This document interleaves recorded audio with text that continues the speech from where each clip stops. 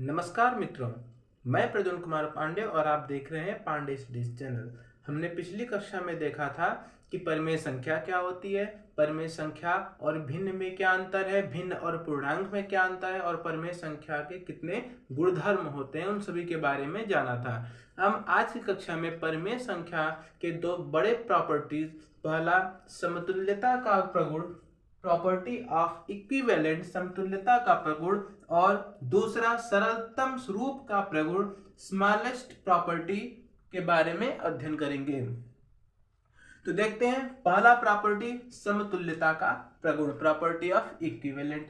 Property of equivalent कहता है कि समतुल्य परिमेय संख्या उस परिमेय संख्या को कहते हैं जिसे किसी दूसरे पूर्णांक m से उस परिमेय संख्या के अंश तथा हर में गुणा करने पर प्राप्त नई परिमेय संख्या का मान उस परिमेय संख्या के बराबर होगा। मतलब क्या है इसका समझिए।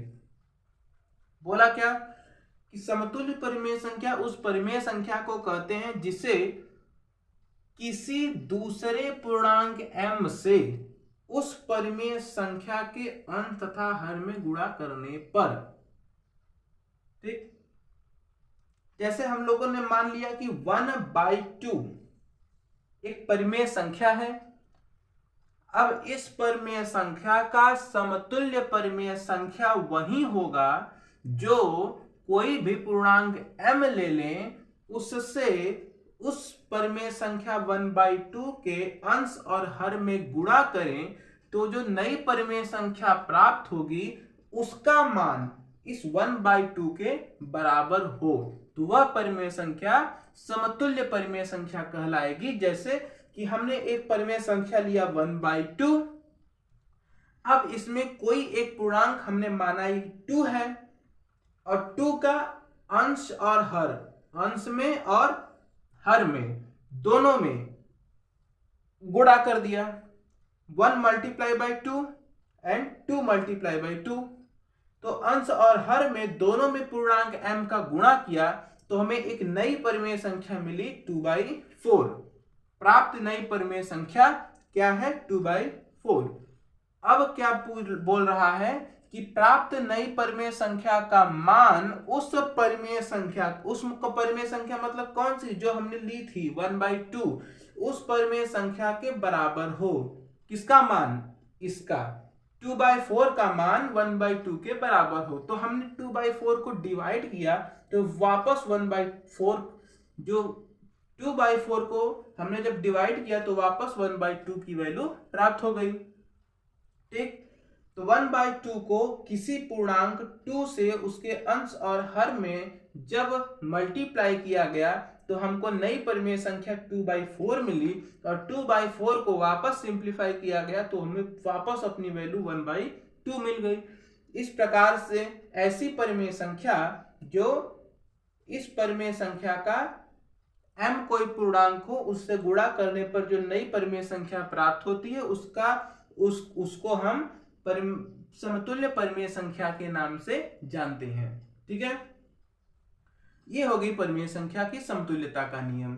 ठीक, फिर से देख लेते हैं कि क्या बोल रहा है कि समतुल्य परिमेय संख्या उस परिमेय संख्या को कहते हैं जिसे किसी दूसरे पूर्णांक m से, दूसरे पूर्णांक m मतलब कोई भी हो सकता है, वो माइनस में भी हो सकता है, प्लस में भी हो सकता है, जीरो नहीं होगा, जीरो नहीं होगा।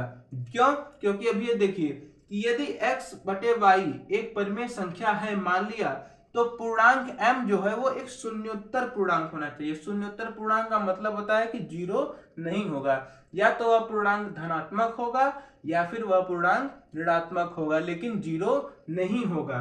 तो ऐसा पूर्णांक जो शून्योत्तर पूर्णांक है उसमें उस परिमेय संख्या के अंश और हर में भाग देने पर, गुणा करने पर जो नई परिमेय संख्या प्राप्त होगी वह परिमेय संख्या पहली परिमेय संख्या का समतुल्य परिमेय संख्या होगी। ठीक, जैसे कि 1/2 के कितने समतुल्य परिमेय संख्या हो सकते हैं? हमने एक समतुल्य परिमेय संख्या 2/4 निकाला था जिसमें पूर्णांक 2 से अंश और हर में गुणा करके प्राप्त किया गया। अब 1/2 में ही एक नए पूर्णांक 3 से अंश और हर में गुणा करके देखते हैं। तो जब 3 से अंश और हर में गुणा करेंगे तो वापस हमें एक नई परिमेय संख्या 3/6 मिला, जो कि पहली समतुल्य संख्या 2/4 से अलग है। पहला समतुल्य संख्या 1/2 के क्या मिला था, 2/4, लेकिन दूसरा जो समतुल्य परिमेय संख्या है वो क्या मिला, 3/6। आपस में एक दूसरे से एकदम अलग है। लेकिन फिर अगर इसका हम सिंप्लीफिकेशन करें तो डिवाइड करने पर वापस ये हमें मिलेगा 1/2। तो ये 1/2 किसका समतुल्य है, 1/2 के, एक दूसरे के बराबर है।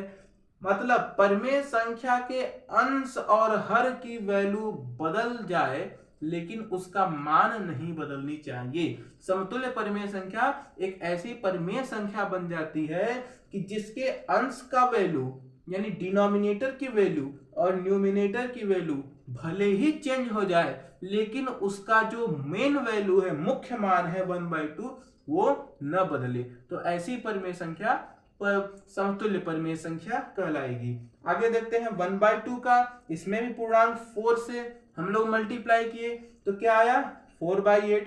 ये एकदम अलग है, इधर 2/4, इधर 3/6, इधर 4/8, एक दूसरे से एकदम अलग है। लेकिन इसका सिंप्लीफिकेशन करने पर वापस हमको 1/2 की वैल्यू ही प्राप्त होगी। ठीक है, तो इसके अंश और हर कितने भी अलग अलग भिन्न क्यों न बना लें, लेकिन अगर जैसे ही इसका सिंप्लीफिकेशन करेंगे तो ये अपने मूल वैल्यू 1/2 के रूप में आ जाएगा। तो इसी परिमेय संख्या को समतुल्य परिमेय संख्या कहते हैं। तो इस प्रकार से 1/2 जो परिमेय संख्या हमने लिया उसका समतुल्य परिमेय संख्या कितना हुआ, 2/4, 3/6, 4/8 और 5/10। 1, 2, 3, 4 4 प्रकार के समतुल्य परिमेय संख्या हम लोगों ने बनाया, किसका, 1/2 का। इसी प्रकार से अनंत परिमेय संख्या किसी एक परिमेय संख्या की अनंत समतुल्य परिमेय संख्या हो सकती है। ठीक, इससे हम लोगों ने यह निष्कर्ष निकाला, यह डिसीजन पाया कि एक परिमेय संख्या का अनंत परिमेय समतुल्य परिमेय संख्या हो सकती है। किसी भी एक परिमेय संख्या का अनंत समतुल्य परिमेय संख्या हो सकती है।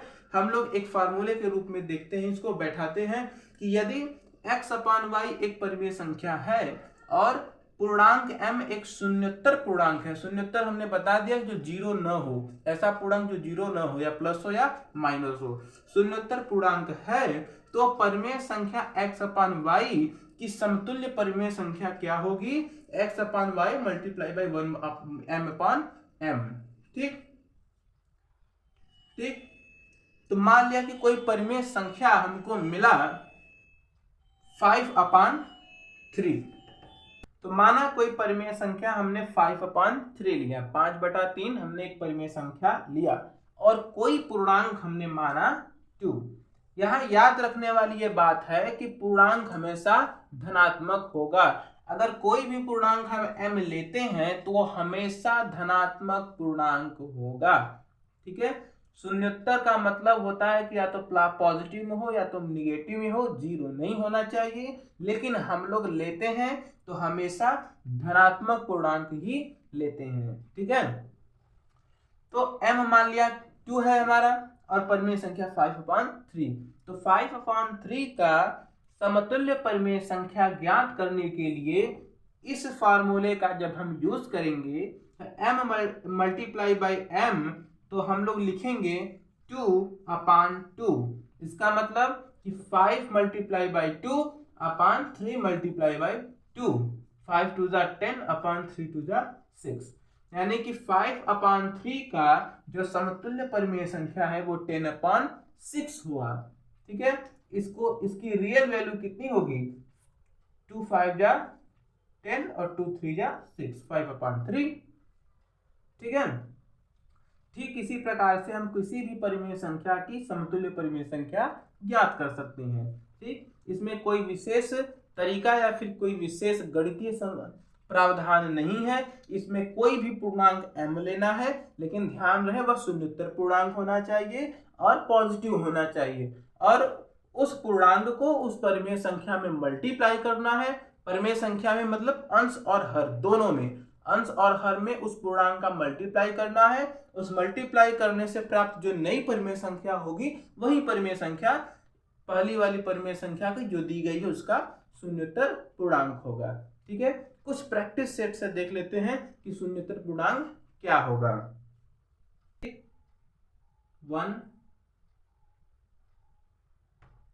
2 3 4 5 एंड 6 इन नंबरों से, इन पूर्णांकों से गुणा करके। ठीक है, तो पहली परिमेय संख्या 3/5 है। इसमें हम लोग पहला पूर्णांक 2/2 से मल्टीप्लाई करते हैं। कितना हमको मिलेगा? 6/10। ये हो गया पहला समतुल्य संख्या। दूसरा देखते हैं 3/5 मल्टीप्लाई बाई 3/3 कितना आएगा? 3 3 जा 9, 5 3 जा 15। ये हो गया पहला समतुल्य संख्या, ये हो गया दूसरी समतुल्य संख्या। इसी प्रकार से 4 में करते हैं। 3/5 मल्टीप्लाई बाई 4/4 कितना आएगा? 4 3 जा 12/5 4 जा 20। ठीक है, देखिए कोई भी जरूरी नहीं है कि कोई निश्चित ही पूर्णांक लिया जाए। पूर्णांक आप अपने स्वेच्छा से कुछ भी ले सकते हैं। 1 to इनफाइनाइट तक की कोई भी नंबर आप ले सकते हैं। ठीक है, तो आगे चलते हैं, देखते हैं 9/2 को करते हैं। ठीक है, हम मान लो कि इस पूर्णांक को बदल लेते हैं। मान लीजिए हमने पूर्णांक 7 ले लिया, तो 9/2 मल्टीप्लाई बाई 7/7 कितना होगा? 36/14। ठीक, अब हम नया पूर्णांक ले लें। 9/2 मल्टीप्लाई बाई 8/8 कितना होगा? 72/16। ठीक, तो 9/2 का दो समतुल्य पूर्णांक 63/14 और 72/16 होगा, और 3/5 का दो समतुल्य पूर्णांक 6/10 और 9/15 होगा। ठीक है, तो आई एम श्योर आप लोगों ने समतुल्यता का प्रगुण का जो प्रॉपर्टी है परिमेय संख्या की, उसको आप सबने समझा होगा। फिर भी अगर कोई प्रॉब्लम है, कोई दिक्कत है, या फिर किसी भी प्रकार के नए सवाल में आप सब परेशान हो, तो उन सवाल को भी कमेंट बॉक्स में लिखकर आप हमें भेजिए। हम उसका जवाब आपको जरूर से जरूर देंगे। अब आगे चलते हैं सरलतम रूप का प्रगुण। ये देखने सरलतम रूप का प्रगुण क्या होता है। इससे पहले कि आप सबको बता दें कि आप सबको थोड़ी बहुत विजिबिलिटी में प्रॉब्लम होती होगी, तो हमारे पास अभी उतना सक्षमता नहीं है कि हम अच्छे कैमरे लगा सकें। तो आप सब थोड़ा बहुत कंप्रोमाइज करके चलिए, और धीरे धीरे जैसे ही हम फाइनेंशियली थोड़ी अच्छे होंगे, हम आपकी क्वालिटी को भी बेहतर करने का पूरी तरीके से प्रयास करेंगे। फिर भी आप हमें सपोर्ट करें, और जिन लोगों ने हमें सपोर्ट किया है उनका बहुत बहुत धन्यवाद। और जो नए देख रहे हैं वो हमें सपोर्ट करें, ताकि शिक्षा जगत में एक कोचिंग जो उद्योग बन चुका है, उस उद्योग को शिक्षा तक ही सीमित रखा जाए, पैसे कमाने का संसाधन न बनाया जा सके। और यही हमारा प्रयास है कि अधिक से अधिक लोगों को अच्छे से अच्छे शिक्षा मिलनी चाहिए। और आप सबका हमारा प्रयास कैसा लगा कमेंट करके जरूर बताएं। ठीक है, आगे चलते हैं। अब समतुल्यता के बाद सरलतम रूप का प्रगुण देखने। तो चलिए दोस्तों, देखते हैं परिमेय संख्या के सरलतम रूप या मानक रूप को। क्या कहता है सरलतम रूप या सरलतम रूप का प्रगुण, प्रॉपर्टी ऑफ सिंपलेस्ट। तो हम लोग यहाँ पर कुछ भिन्न लेंगे, जैसे कि 8/12, 35/14 और 49/63। इन भिन्नों को इसके अंश और हर में इसके HCF जो हाईएस्ट कॉमन फैक्टर है, हिंदी में मसा बोलते हैं, उससे हम लोग भाग देंगे इसके अंश और हर में, और देखते हैं कि क्या रिजल्ट निकल कर आता है। अब HCF आप सबको पता होगा, नहीं पता है तो कमेंट बॉक्स में कमेंट करिएगा, हम बताएंगे। तो HCF से भाग देने पर 8/12 का जो हम लोग HCF 4/4 है, जो इसका HCF कितना होगा 4/4, मतलब 4। 8/12 यानी 8 और 12 का हाईएस्ट कॉमन फैक्टर 4 होगा। तो हाईएस्ट कॉमन फैक्टर 4 से इस भिन्न 8/2 में जब डिवीजन किया तो हमें मिला 2/3। ठीक, यानी कि जो इसका हाईएस्ट कॉमन फैक्टर 4 है, इससे इसके अंश और हर में भाग दिया। सेम इसी प्रकार से इसको भी किया। 35 और 40 का हाईएस्ट कॉमन फैक्टर आया 5। अब 5 का 35 और 40 दोनों में डिवीजन किया तो हमें मिला 7/8। ठीक इसी प्रकार इसको भी किया तो इसका भी 49 और 63 का हाईएस्ट कॉमन फैक्टर 7 आया, और 7 का 49 और 63 में जब डिवीजन किया तो आया 7/9। है क्या दोस्तों, हम इसे कर क्यों रहे हैं? हम इसको ये दिखाने के लिए कर रहे हैं कि जैसे फ्रैक्शन में, भिन्न में, हम किसी भी पूर्णांक को लेकर के जो कि इस भिन्न का हाईएस्ट कॉमन फैक्टर है, वह पूर्णांक कौन सा है, 4 कौन सा पूर्णांक है, वह 8/2 यानी 8 और 2 का हाईएस्ट कॉमन फैक्टर है। तो इस हाईएस्ट कॉमन फैक्टर का जब हम लोग डिवाइड करते हैं तो एक ऐसी संख्या निकल कर आती है जिसको और छोटा करना लगभग असंभव है। अब इसे किसी और ऐसे कॉमन संख्या से नहीं काट सकते जो कि इसे और छोटा किया जा सके।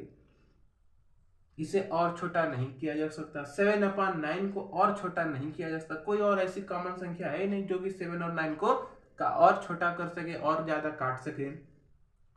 तो जैसे हम लोग फ्रैक्शन में कर सकते हैं, ठीक इसी प्रकार से परिमेय संख्या में उसके हाईएस्ट कॉमन फैक्टर से डिवीजन करके हम लोग सरलतम रूप परिमेय संख्या का निकाल सकते हैं। यही कहता है सरलतम रूप का प्रगुण या मानक रूप, कि जैसे हम लोग भिन्न में उसके हाईएस्ट कॉमन फैक्टर से अंश और हर में भाग देकर सरलतम रूप निकाल सकते हैं, ठीक इसी प्रकार से परिमेय संख्या में भी उसके हाईएस्ट कॉमन फैक्टर के भाग देकर हम लोग परिमेय संख्या का भी सरलतम रूप निकाल सकते हैं।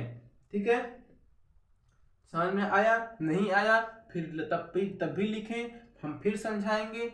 हमारा काम है समझाना, और हम तब तक समझाते रहेंगे जब तक आपको अच्छी तरीके से समझ में न आ जाए। आगे इस प्रकार हम पाते हैं कि यदि x/y एक परिमेय संख्या के अंश x तथा हर y का एक मसा m है। ठीक, कोई भी परिमेय संख्या x/y है, अगर उसके x और y जो पूर्णांक है उसका हाईएस्ट कॉमन फैक्टर कोई संख्या m है, तो उसका सरलतम रूप p/q के रूप में होगा, जो कि x/y का सरलतम रूप होगा। और उसे कैसे निकाला जाएगा? उसके हाईएस्ट कॉमन फैक्टर से डिनोमिनेटर एंड अंश और हर में भाग देकर, डिनोमिनेटर और न्यूमिनेटर में भाग देकर। ठीक है, क्लियर?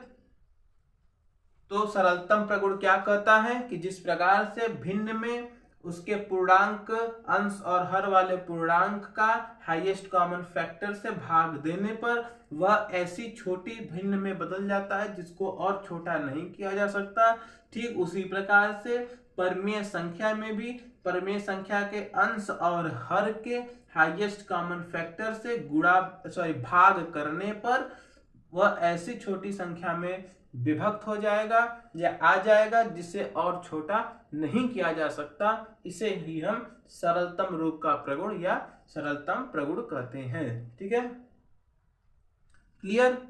किसी को दिक्कत? और आगे चलें तो देखेंगे हम आगे नेक्स्ट अपने क्लास में देखेंगे कि जो क्लास 7 का